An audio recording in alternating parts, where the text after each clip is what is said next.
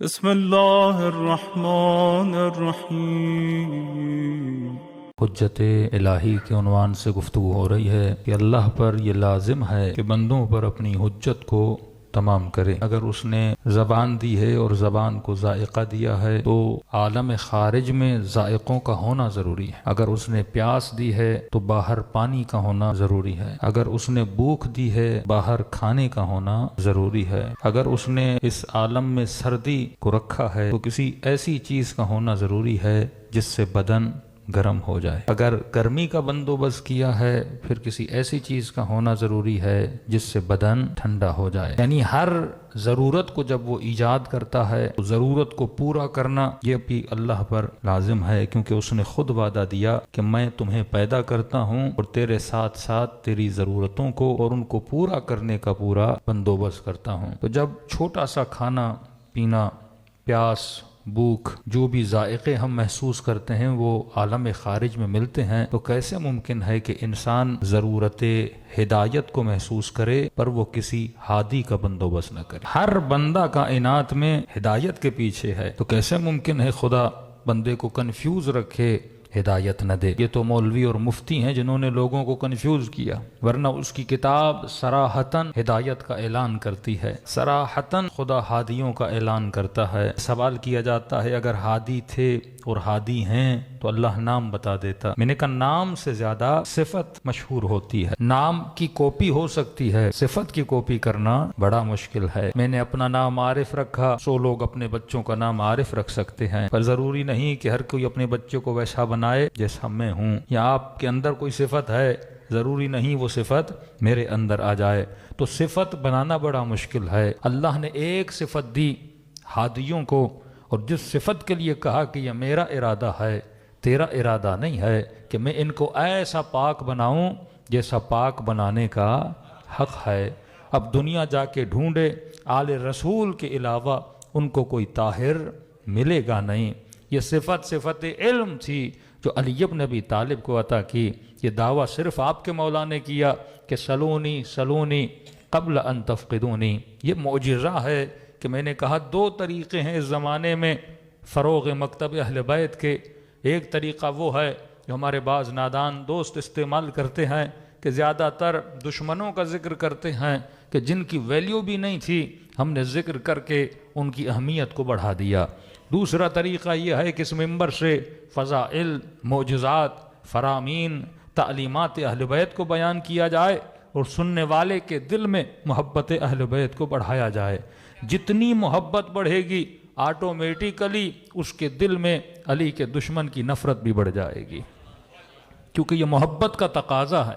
جب محبت بڑھتی ہے تو محبت اپنے ساتھ ساتھ دشمنی کو بھی جنم دیتی ہے۔ جتنی آپ محبت بڑھاتے جائیں گے برعکس اتنی ہی دشمن اہل بیت کی نفرت بڑھتی جائے گی۔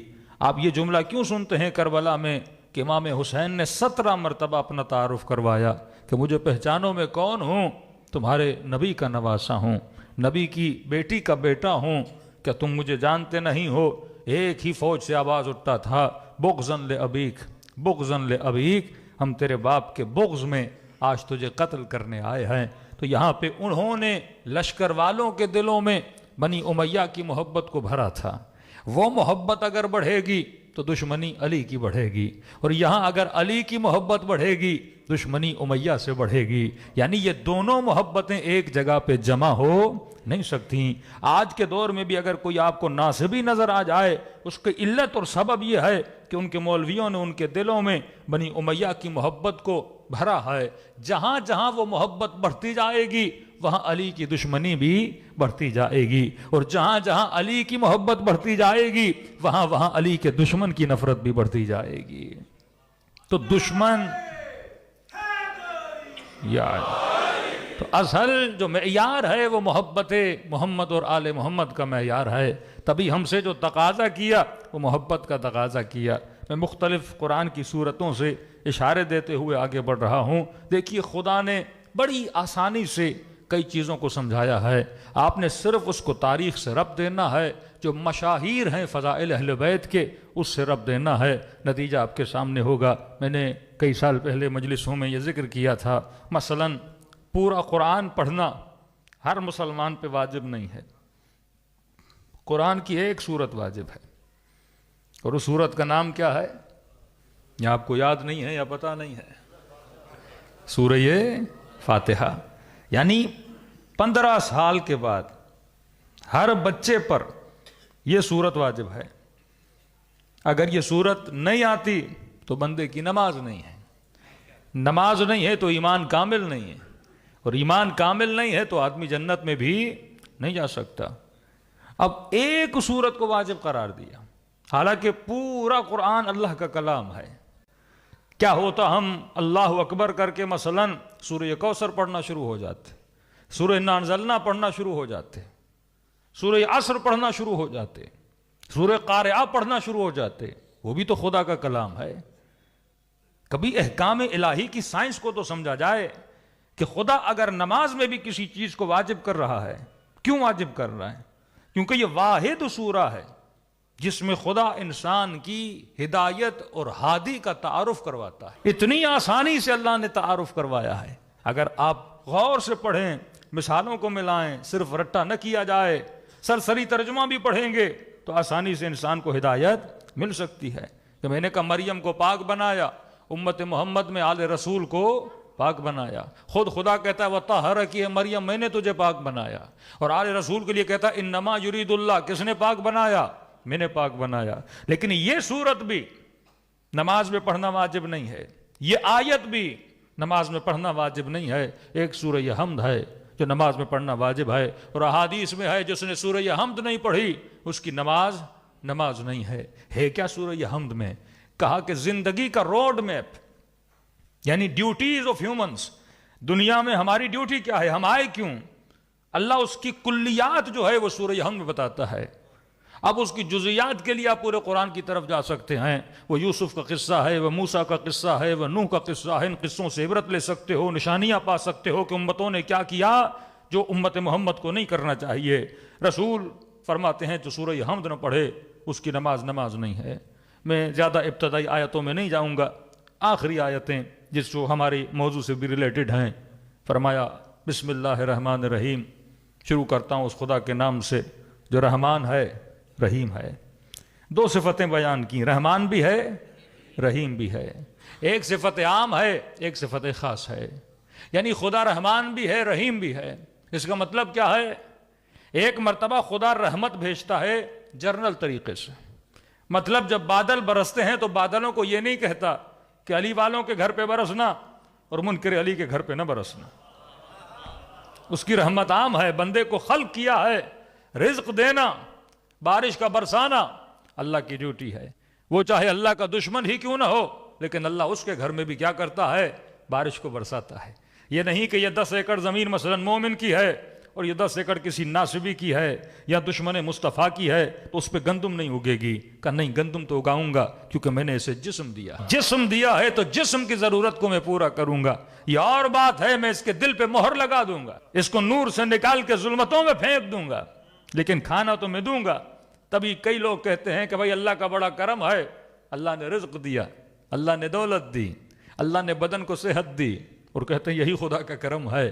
تو کہ بندہ خدا، یہ کرم تو خدا نے کافر پہ بھی کیا. آج انگریز ہم سے زیادہ صحیح سالم ہیں، آج دولت ان کے پاس ہم سے زیادہ، آج گھر بڑے بڑے ان کے پاس ہم سے زیادہ. اصل خدا کا کرم یہ ہے کہ وہ تیرے دل میں اپنی محبت اور اپنے محبوب کی محبت کو ڈال دے. اصل کرم یہ ہے کہ وہ تجھے عبادت کی لذت سے نوازے، وہ اپنی مناجات کی لذت سے نوازے، وہ رات کے اندھیروں میں تجھے اپنی طرف بلائے، جو لذت ہے روحانی ہے وہ تجھے عطا کرے. وہ اصل کرم پروردگار عالم ہے. ہاں یہ بھی کرم ہے، عام کرم ہے، یہ کافر کے لیے بھی ہے، یہ تیرے لیے بھی ہے. ایک رحمت عام ہے، ایک رحمت خاص ہے.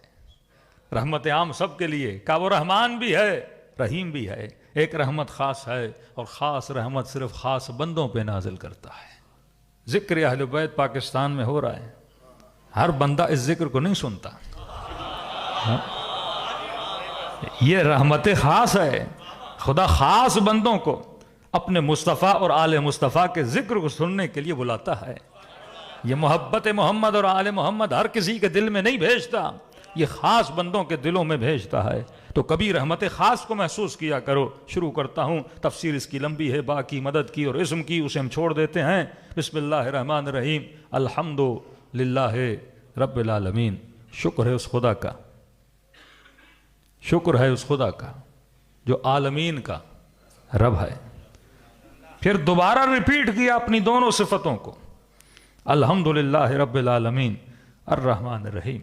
شکر اس خدا کا جو عالمین کا رب ہے, جو رحمان اور رحیم ہے. یہاں شکر کرنے کی وجہ کو بیان کیا جا رہا ہے. 3 وجوہات کی وجہ سے اللہ کا شکر ہے. ایک تو اس کا شکر ہے کیونکہ وہ عالمین کا رب ہے. اگر وہ رب نہ ہوتا تو عالمین نہ ہوتے. رب کا مطلب وہ مدبر الامور ہے. اگر اس کی تدبیر نہ ہوتی, یہ سورج کا نکلنا, یہ چاند کی روشنی, یہ قندیل شمس و قمر, یہ ہواؤں کا چلنا, یہ زمین میں ایک دانہ ڈالتے ہو وہ 100 دانوں میں بدل کے نکالنا, یہ سب اس کی تدبیر ہے. وہ مدبر الامور ہے, تبھی اس کا شکر ہے. لیکن سوال یہ ہے وہ رب کیوں ہے؟ کیونکہ وہ رحمان ہے, کیونکہ وہ رحیم ہے. اگر رحمان اس کے دل میں یہ نرمی نہ ہوتی, اللہ دل تو رکھتا نہیں ہے, مفہوماً بول رہا ہوں, اگر اس کے وجود میں صفت رحم نہ ہوتی, اگر رحمان و رحیم نہ ہوتا, کبھی وہ رب نہ ہوتا. موسیٰ کوہ طور سے اتر رہے ہیں, ایک ماں کو دیکھا جس کی گود میں بچہ ہے. بچہ بڑا بدصورت ہے کہ بندہ دیکھے تو بچے کو دیکھنے کا دل نہ کرے, رنگت نقش و نگار ایسے. لیکن موسیٰ نے دیکھا ماں بچے سے چپکی ہوئی ہے, کبھی ماتھے کا بوسہ, کبھی رخساروں کا بوسہ, تعریف پہ تعریف کیے جا رہی ہے. بچہ ہے تو میرا ہے. موسیٰ نے کہا پروردگارہ عجیب ہے, بچہ ایسی شکل والا ہے بندے کا دل نہ کرے اسے دیکھے, لیکن ماں اسے کتنے بوسے دے رہی ہے. کہ موسیٰ یہ کمال ماں کا نہیں ہے, یہ وہ محبت ہے جو میں نے اس کے دل میں ڈالی ہے. اگر یہ محبت اس کے دل میں نہ ڈالتا, کبھی وہ اس بچے کو بوسہ نہ دیتی, کبھی اس کو سینے سے نہ لگاتی. یہ عشق جو ماں کے دل میں ہے موسیٰ میں نے ڈالا ہے. موسیٰ کہتے ہیں بس یہ اللہ کا کہنا تھا, اچانک مڑ کے دیکھا ماں نے بچے کو وہیں چھوڑا. بچہ رونے لگا, گڑ گڑانے لگا, تڑپنے لگا. لیکن مجال ہے یہ عورت پلٹ کے بچے کو دیکھے, کہا موسیٰ اب دیکھ میں نے دل سے محبت کو نکال دیا. تھوڑی ہی دیر کے بعد پھر محبت کو دل کی طرف پلٹا دیا. پھر وہ تڑپے تڑپے دوڑی دوڑی اپنے بچے کی طرف بھاگی. کہ یہ ماں کے دل میں جو محبت ہے کون ڈالتا ہے؟ وہ اللہ ڈالتا ہے. 9 مہینہ ماں تکلیف اٹھاتی ہے, سردی کے موسم میں بار بار بچے کے کپڑوں کو بدلنا, اس کے بدن کو نہلانا, اسے دہلانا. ابھی نیند کا وقت ہوتا ہے, یہ شرارتی بچہ اسی وقت رونا شروع کر دیتا ہے.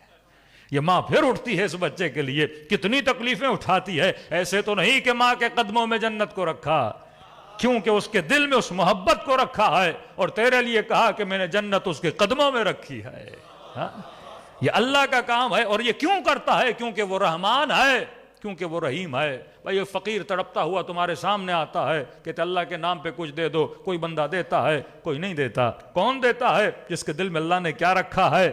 رحم رکھا ہے. یہ رحم نعمت الہی ہے. فرمایا وہ رب نہ ہوتا اگر رحمان اور رحیم نہ ہوتا. یہ پوری کائنات 2-3 صفات کی بنیاد پہ چل رہی ہے. ایک اس کی ربوبیت ہے, ربوبیت کی وجہ یہ ہے کہ وہ رحمان ہے اور رحیم ہے. تبھی یہی صفت کا تعارف اپنے نبی کو دیا, کہا میں عالمین کا رب ہوں,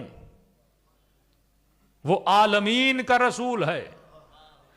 میں رحمان اور رحیم ہوں, اور وہ رحمت للعالمین ہے. یہی مظہر صفت خدا جو بتاتے ہیں کہ رسول رسول مظہر صفت خدا ہے. اپنا تعارف کروا دیا کہ میں وہ رب ہوں. الحمدللہ رب العالمین الرحمن الرحیم مالک یوم الدین. یاد رکھنا, کہیں غفلت میں نہ چلے جانا کہ کوئی اور مالک ہے. یوم الدین, قیامت کا مالک اگر کوئی ہے تو تیرا خدا ہے. تو سب کچھ کس کے لیے کرنا ہے؟ جو مالک ہے تیرا, جو رازق ہے تیرا, جو رب ہے تیرا, سب اس کے لیے کرنا. یہ بھول مت جانا کہ کوئی اور مالک ہے. مالک یوم الدین. اب جب یہ فیصلہ اٹل ہو گیا, جب تم سمجھ گئے کہ تدبیر وہ کرتا ہے, رحمان وہ ہے, رب وہ ہے, مالک وہ ہے, اب تیری ڈیوٹی کیا ہے؟ میں نے تو جو کرنا تھا کر دیا، اپنی رحمانیت کے صفت کے مطابق میں نے تجھے پیدا کیا، تو نہ تھا میں نے تجھے تھا کیا، تجھے عدم سے وجود میں لایا، تو نہ ہوتا تجھے کون یاد رکھتا، میں نے تجھے تشخص دیا، میں نے تجھے وجود دیا، اس کائنات میں تجھے پیدا کیا، اور دیکھ میں نے کتنی تدبیر کی ہے۔ یعنی بندہ 5 منٹ کے لیے سوچے، یہ کہکشاں، یہ ستارے، یہ گیلیکسیز، یہ پورا نظام بنا تیرے لیے، گدھوں کے لیے تو نہیں بنا نا، گدھا تیرے لیے بنا، گھوڑا تیرے لیے بنا۔ یہ دلیل ہے کہ کبھی آپ نہیں دیکھو گے کہ کوئی انسان گدھے کی خدمت کرے، ہمیشہ گدھا انسان کی خدمت کرتا ہے۔ آپ گدھوں پہ سوار ہوتے ہو، آپ گھوڑوں پہ سوار ہوتے ہو، آپ لوہا زمین سے نکال کے جہاز بناتے ہو، آپ لکڑیوں کو کاٹ کے کشتیاں اور گھروں کے فرنیچر کو بناتے ہو۔ گویا پوری کائنات کس کی خدمت میں ہے؟ آپ کی خدمت میں ہے نا۔ آپ مٹیوں کو نکال کے بلڈنگیں بناتے ہو، آپ سمندروں کو چیر کے سفینے بناتے ہو، آپ ہواؤں کو چیر کے ہوائی جہاز بناتے ہو۔ پوری کائنات کس کی خدمت میں ہے؟ انسان کی خدمت۔ کتنا ہاتھی بڑا ہے انسان کا خادم، کتنا اونٹ بڑا ہے انسان کا خادم۔ تبھی کہا سخر لکم ما فی السماوات والارض، پوری کائنات کو میں نے مسخر کیا۔ اے میرے بندے، تیرے لیے مسخر کیا۔ لیکن اگر اس کائنات میں نے کسی کو اپنے لیے بنایا ہے تو میں نے تجھے اپنے لیے بنایا ہے، کیونکہ تو میرے لیے بنا، تیری قیمت ہے، تو میرے لیے بنا، تیری ارزش ہے، تو میرے لیے بنا، میں نے تیرے لیے کائنات کو بنایا ہے۔ اب لہذا تو نے زندگی کس کے لیے گزارنی ہے؟ میرے لیے گزارنی ہے۔ کہا دنیا میں جاؤ، زندگی بسر کرو، پر دنیا برائے دنیا نہ ہو، دنیا برائے خدا ہو۔ کمانا برائی نہیں ہے، پیسہ کمانا عیب نہیں ہے، پر پیسہ برائے پیسہ نہ ہو، پیسہ برائے یوم الدین ہو، پیسہ برائے خداوند متعال ہو۔ سب کچھ کرو، لیکن کس کے لیے؟ یہ سب تیرے لیے ہے، تو میرے لیے ہے۔ تیرا عمل کس کے لیے ہونا چاہیے؟ میرے لیے ہونا چاہیے۔ تو سوال بنا، پہچان گئے کہ میں کون ہوں؟ میں مدبر الامور ہوں، میں رحمان اور رحیم ہوں، میں مالک ہوں یوم الدین کا۔ اب تیری ڈیوٹی کیا ہے؟ تو نے کائنات میں جا کے کیا کرنا ہے؟ میں نے کہا ضرورت ہدایت رکھی، اور ہادی دینے کا فرض کس پر ہے؟ اللہ پر ہے۔ یہ نہیں ہو سکتا وہ کھانا دے، وہ ضرورتوں کو پورا کرے، پر ہادی نہ دے۔ یہ نبیوں کا آنا بتاتا ہے کہ ہادی دینا اللہ کا کام ہے، خلیفۃ اللہ بنانا اللہ کا کام ہے۔ اور پہلا جملہ یہ کہا کہ کہو ایاک نعبد و ایاک نستعین، کہ اے خدا، حصر ہے، یہ نہیں کہا کہ نعبد ایاک، کہا کہ ایاک نعبد، بس میں تیری ہی عبادت کرتا ہوں، وَإِيَّاكَ نَسْتَعِينُ، بس میں تجھ ہی سے مدد مانگتا ہوں۔ مطلب مسبب الاسباب اگر کائنات میں کوئی ہے تو کس کی ذات ہے؟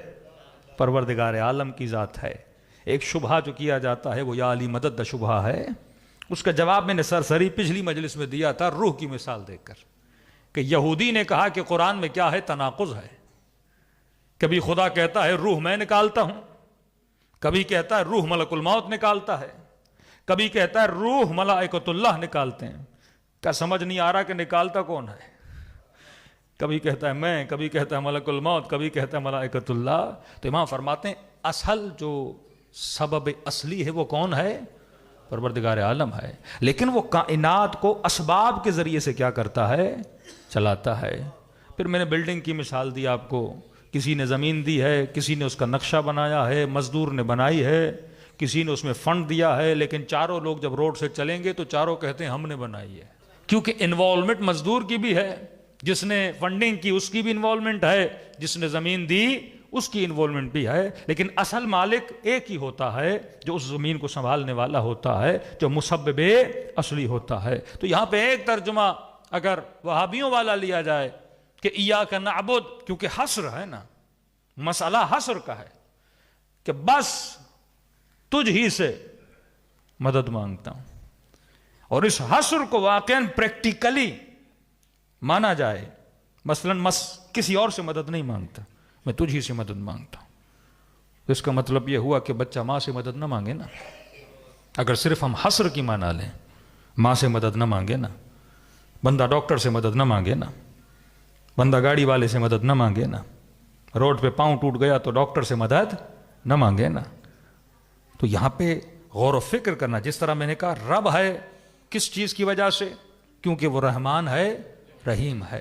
تو یہاں پہ سوچنا پڑے گا پروردگارا میں تجھ ہی سے مدد مانگتا ہوں. کس چیز میں تجھ ہی سے مدد مانگتا ہوں؟ یہ بات تو عقل انسانی کو پتا ہے. اصل میں مسبب الاسباب کون ہے؟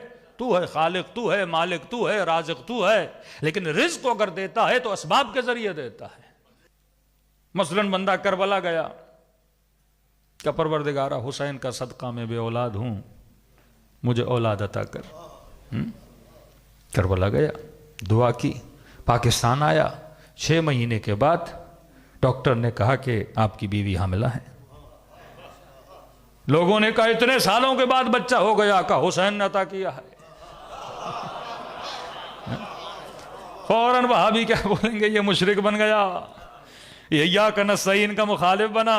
یہ بالکل ایسے ہے. اس مزدور کی مثال میں نے دی، گھر کی مثال. وہ قرآن کی آیتیں ہیں. 3 بار خدا کہتا ہے ملک الموت روح نکالتا ہے، ملائک روح نکالتے ہیں، میں خدا روح نکالتا ہوں. اصل روح نکلتی تو اللہ کے ارادے سے ہے، لیکن اس سبب میں اور اسباب میں کبھی ملائک شامل ہیں، کبھی ملک الموت شامل ہے، تو سارے وہ چیزیں شامل ہو جاتی ہیں. اب یہ گیا تھا حسین کی قبر پر، واسطہ دیا خدا کو حسین ابن علی کا کہ یا وجیہن عند اللہ اشفعی لنا عند اللہ. اے خدا یہ حسین کا چہرہ وہ چہرہ ہے جو تیری دربار میں عزت رکھتا ہے.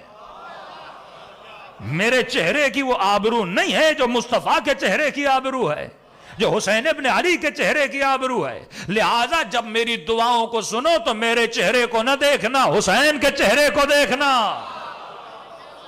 لیکن اگر مسلمان ضدی بن جائے، اتنی چھوٹی سی چیز کو اگر اپنی نادانی سے نہ سمجھے کہ بندہ اگر ڈاکٹر کے پاس جا رہا ہے، ڈاکٹر نسخہ لکھ رہا ہے اور دوائی کھانے کے بعد بندہ ٹھیک ہو گیا، تو عوامی زبان میں کیا کہتا ہے؟ مجھے کس نے شفا دی ہے؟ ڈاکٹر نے شفا دی ہے. لیکن اصل شفا کس نے دی ہے؟ اللہ نے دی ہے. اگر خدا ڈاکٹر کی لکھی ہوئی ٹیبلٹ کے اندر اثر نہ رکھتا، وہ میرے بدن میں اثر کیسے کرتی؟